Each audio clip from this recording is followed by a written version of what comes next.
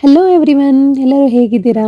ನೀವೆಲ್ಲರೂ ಚೆನ್ನಾಗಿದ್ದೀರಾ ಅಂತ ಭಾವಿಸ್ತಾ ನಾನು ವ್ಲಾಗ್ ಶುರು ಮಾಡ್ತಾ ಇದ್ದೀನಿ. ಇವತ್ತು ಡ್ಯಾನ್ಸ್ ಕ್ಲಾಸ್ಗೆ ಸ್ವಲ್ಪ ಲೇಟ್ ಆಯ್ತು. ಬಂದು ಕ್ಲಾಸ್ ಮುಗಿಸ್ಕೊಂಡು ಮತ್ತೆ ಮನೆಗೆ ಓಡ್ತಾ ಇದ್ದೀನಿ. ಕೊರಿಯೋಗ್ರಾಫರ್ನ ಇಂಟ್ರೊಡ್ಯೂಸ್ ಮಾಡಿಸ್ತೀನಿ ಬನ್ನಿ. ಇವನೇ ರಾಮ್ ಅಂತ.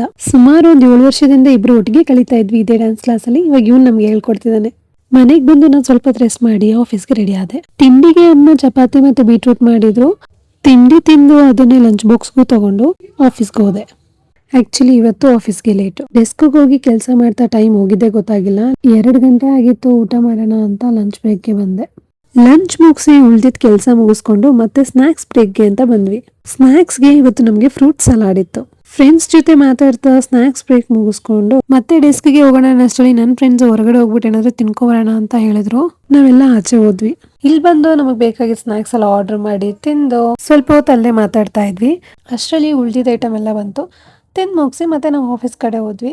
ನಾನು ಆಫೀಸ್ಗೆ ಹೋಗಿ ಲ್ಯಾಪ್ಟಾಪ್ ಶಟ್ ಡೌನ್ ಮಾಡಿ ಬ್ಯಾಗ್ ತಗೊಂಡು ಮನೆ ಕಡೆ ಹೊರಟೆ. ನೆಕ್ಸ್ಟ್ ವಿಡಿಯೋಲಿ ಸಿಗೋಣ. ಬಾಯ್ ಬಾಯ್.